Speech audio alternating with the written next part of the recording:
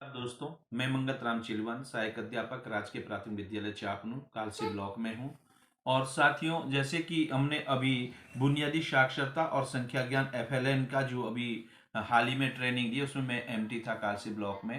तो जो मैंने MT के रहते हुए पहले सीखा, और उसको MT के तौर पे जो अभी हमने कालसी में बैच पे जो ट्रेनिंग दी, उससे मैंने एक चीज़ बड़ी गहनता से विचार किया कि हम बच्चों को और प्रभावी ढंग से कैसे सिखा सकते हैं। इन प्रभावी ढंग के लिए जो इसके फोल्डिंग के जो 3 चरण होते हैं, मैं करता हूं, हम करते हैं और तुम करो, we do, I do, we do and you do. ये 3 चीजें, और इसी में हम देखते हैं कि निश्चित रूप से जो मौखिक भाषा विकास के लिए जो कुछ गतिविधियां होती है, उसके लिए बच्चों को बहुत सारी चीजें हमको देने। पहले उसके मौखिक भाषा विकास की अगर हम बात करते हैं, तो मौखिक भाषा विकास के लिए बच्चे को बहुत मौके देने होते हैं। अगर बच्चे को हम बहुत मौके देते हैं इन रूप में मौखिक भाषा विषय में, जैसे बातचीत, कविता, कहानियां, अंताक्षरी, शब्द लेख, शब्द खेल, तो उससे बच्चा निश्चित रूप से जो है बहुत सारे उसकी अपनी बातचीत का है जो हेजिटेशन होता है, जो उसकी झिझक होती है, वो दूर होती है। बच्चा निश्चित रूप से सीखने के लिए परिपक्व होता है। और ऐसे सीखने के लिए जब हम पहला जो हम वो अभी हाल ही में जो हमने अभी ट्रेनिंग प्राप्त की है, उसमें बुनियादी साक्षरता भाषा के विषय में करूँ तो उसके कुछ 7 मुख्य घटक दिए थे। मुख्य घटक थे मौखिक भाषा विकास, ध्वनि बोध और डिकोडिंग, चित्र बोध, अक्षर मात्रा ज्ञान और शब्द पठन, समझ के साथ धारा प्रवाह पठन, और शब्द भंडार या शब्दकोश लेखन और पढ़ने की आदत। ये 7 जो उसके जो घटक थे, इन्हीं घटकों को लेकर के मैंने जो भी अपनी एक समझ बनाई है कि हम बच्चों को और कैसे प्रभावी ढंग से सिखा सकते हैं। तो उसके लिए सबसे पहला जो चरण है वो है वर्ण ज्ञान। वर्ण ज्ञान अगर बच्चे को सही तरीके से होगा, उसके लिए मैंने एक खेल बनाया है। ये जो हम लूडो खेलते हैं, तो लूडो में बच्चे भी सीखते हैं। तो उसमें हम अगर बच्चे को ऐसे लूडो में अक्षर ये दिखा दें, और इसको 4 प्रतिभागी हम बनाएं और उनको खेलने के लिए, तो जो लास्ट में जीतता है वो ज्ञानी बनता है, ज्ञानी बनता है। तो ऐसे करके इससे भी से बच्चा ओवा जो हमारा वर्णमाला है वो भी सीखेगा। और उसके बाद हमको आना पड़ेगा कार्डों की तरफ। अगर हम कार्डों की तरफ आए, तो कार्ड को हमको 3 प्रकार के कार्ड का निर्धारण करना पड़ेगा। सबसे पहले हमको ऐसे कार्ड बनाने पड़ेंगे। ऐसे कार्ड बनाएंगे हम, तो ऐसे कार्ड बनाएंगे जिसमें हमारी तीनों चीजें होगी।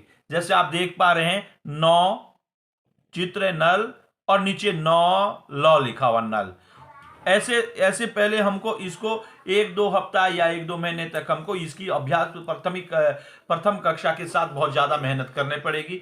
जब बच्चा इन दो दो चीजों को पहले जान ले, भले ही वो धनुष नहीं पढ़ पा रहा है, लेकिन वो ध से धनुष बोल पा रहा है, तो बहुत बहुत खूब। फिर उसके बाद ऐसे चित्रों से जो हमको उसको 2-3 महीने हमने इसकी प्रैक्टिस कराई, या 1 महीना 2 हफ्ता, जैसे बच्चा सीखता है उस हिसाब। उसके बाद हमको सिर्फ उसको इन चित्रों की तरफ लाना पड़ेगा। अगर बच्चा इस चित्र को देख करके सीधा डमरू बोल पा रहा है, तो डमरू से उसको डमरू बोलना, डमरू, और ये ठेला, ये टमाटर, ये झंडा, और ये जग, इस प्रकार से इससे वो करना पड़ेगा। फिर उसको जो है वर्ण की तरफ लाना पड़ेगा, क्योंकि 3 प्रकार से हमको वर्णमाला उसे सिखाना पड़ेगा। जैसे ये क्या है, द, ये क्या है, ग, ये क्या है, उ, और ये क्या है, ह, ये क्या है, छ। तो ऐसे करके अगर हम बच्चे को 3 प्रकार की गतिविधियों से उसको जोड़ते हैं, तो निश्चित रूप से बच्चा क्या करेगा, वो सीखेगा। जब उसकी वर्णमाला, एक बार वर्ण ज्ञान उसका क्लियर होगा, फिर हमारे पास दूसरा स्टेप जो हमारे पास था वो था ध्वनि बोध। अब यहां भी ध्वनि बोध में क्या करवाना, सही उच्चारण। अगर बच्चे ने अगर हमने गलत बोल दिया वर्णमाला में, तो गलत ही बोलेगा। इस यहां हमको क्लियर करना और उसकी सुनने की आदत को विकसित करना है। ध्वनि ज्ञान में क्या किया, वो सही सुने, सही उच्चारण करें। उसके बाद हमको लाना पड़ेगा उसको शब्द मेल में। अगर हम शब्द मेल में लाते हैं, तो हमको ऐसा एक टीएलएम मैंने निर्धारित अपने आप बनाया है, और जिसके लिए मैंने गत्ते का प्रयोग किया और ऐसे काट काट के 2 चक्र बनाए। उसमें मैंने इसको अभी मैंने जब मैं MT से ट्रेनिंग दे रहा था कालसी ब्लॉक, तो मैंने सभी अपने साथी सहपाठियों के साथ शेयर किया इसको कि भाई ये बहुत जरूरी है, ये शुरुआती दौर में बहुत जरूरी है। जब हमारे वर्णमाला सीख लेगा तो सेकंड स्टेप में हमको जो है जब हम उसकी ध्वनि ध्वनि जागरूकता करवा देंगे, उसका वर्ण ज्ञान करवा देंगे, तो तीसरे स्टेप में जब हम आएंगे, तीसरे स्टेप में जब हम आएंगे तो होगा हमारा शब्द मेल या शब्द ज्ञान। शब्द ज्ञान के लिए हमको ऐसे बनाने पड़ेगा। फिर उसको मुझे दो वर्णों का मेल हमने देखा, ये स है तो ये बना दिया हमने स ब सब, स र सर, तर तर, तब तब, ऐसे करके बच्चों को फिर उनको ग्रुप में देना है। ये नहीं कि मैं पहला वही था कि आई डू में क्या था कि मैं करके दिखाऊं, बी डू में क्या है कि हम बच्चों के साथ ग्रुप में खुद बैठे। ये नहीं कि बच्चे को दे दिया फिर बच्चे इसको सही तरीके से नहीं कर पा रहे, गलत उच्चारण कर रहे हैं, गलत समझ बना रहे। हमको ज्यादा समय अपने आप बच्चों के बीच में देना पड़ेगा। क्यों?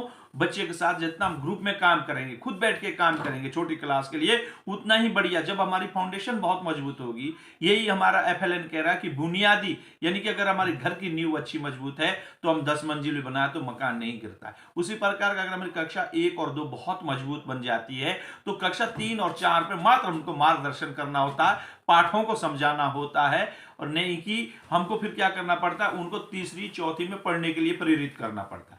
बस वहां तो उनकी शुद्धता पे हमको विशेष ध्यान देना है और उनको पाठ पढ़ाने होते हैं। लेकिन यहाँ पे मजबूती तौर पर अगर देखें तो हमारी जो बुनियाद है, FLN यही कह रहा है कि बच्चे कमजोर रह रहे कक्षा में, और FLN यही कहता है कि जो बच्चे कमजोर रहते हैं उनके साथ ज्यादा गतिविधियां की जाए, उनको ज्यादा अवसर दिए जाए, उनको समझा जाए, उनके समझ के साथ विकसित करने के लिए अपने मौके जाए। जितनी हमारे बच्चों के बीच में अपनी प्रतिभा ज्यादा होगा उतना ही बच्चा सरलता के साथ, आसानी के साथ, सहजता के साथ वो आगे बढ़ेगा। उसको प्रोत्साहित करें, उसे हतोत्साहित ना करें। बच्चे को अगर जितना हम उसको डराएंगे, धमकाएंगे, बच्चे को बोलेंगे तुझे नहीं आता तुम चले जाओ, नहीं, बच्चे को ज्यादा मौके देने होंगे, बच्चे का सहयोग ज्यादा लेना होगा, उसको अवसर ज्यादा देने होंगे। निश्चित रूप से बच्चा सीखेगा, फिर शब्द मेल कर लेगा। जब बच्चा शब्द मेल कर लेगा तो निश्चित रूप से पहले 2 शब्दों का करेगा, और उसके लिए मैंने चार्ट भी प्रेजेंट किया था कि ये चार्ट भी बनाए थे मैंने। तो इस चार्ट में मैंने ये दिखाने की कोशिश की थी कि आप ये देखिए बच्चों को, जैसे हल हल बहुत सारी चीजें हमने बनाई हैं। तो ये पहले 2 वर्णों का मेल है, फिर 3 वर्णों का मेल है। इस प्रकार से बच्चे 2 वर्णों के मेल के बाद 3 वर्णों पे आएंगे, 3 वर्णों के बाद 4 में जाएंगे। जब वो 4 का कर लेंगे फिर उनका क्या हो जाएगा, अमात्रिक शब्द उनके पूरे हो जाएंगे। हो सकता है शुरुआत दौर में नृतक और सार्थक शब्दों का बहुत मेल होता है, लेकिन धीरे धीरे उसको से करने दे। नृतक भी बना रहा, कोई बात नहीं, सीखने दौर पे उसका कक्षा 1-2 में चलेगा। लेकिन जैसे वो कक्षा 2 में ऊपर बढ़ता तो उसको सार्थक शब्दों की तरफ ज्यादा ले जाना पड़ेगा। जब वो अमात्रिक शब्दों को सीख गया, अब उसको मात्राओं के साथ करना पड़ेगा। तो मात्राओं के लिए भी हमको ऐसे ही करना पड़ेगा। वहां पे पहले हमको आ की मात्रा, फिर छोटी की मात्रा, बड़ी की मात्रा, ऐसे करके हम बहुत सारी मात्राओं का, ई की मात्रा है ना, उ की मात्रा, ऐसे करके पूरी अ से ह तक की जितनी मात्रा होती है पूरी मात्राओं का ज्ञान कराना पड़ेगा। फिर बच्चा धीरे धीरे शब्द वर्ण ज्ञान कर लिया, उसने ध्वनि जागरूकता देख ली, सही से उच्चारण वो कर रहा है, उसके बाद निश्चित रूप से जो है उसने वर्ण शब्द मेल भी कर लिया। जब बच्चे ने शब्द मेल कर लिया है तब वो पढ़ने की स्थिति में आ जाता है। तो ऐसे प्रयास हमको अपने विद्यालय स्तर पर करने चाहिए, और जितना अधिक हो बच्चा हमारे विद्यालय में आएंगे, और इस प्रकार के प्रयास हमको अधिक करने चाहिए। क्योंकि विद्यालय में सीखने की प्रक्रिया से जितने हमारे ज़्यादा होगा तो निश्चित रूप से जो है गांव के बच्चे पलायन नहीं करेंगे, बाहर नहीं जाएंगे, उनको मौका पे हमारे विद्यालय की तरफ आएंगे, हमारे स्कूल बहुत अच्छे बनेंगे। और मैं आपसे यही विनती करता हूँ। नमस्कार।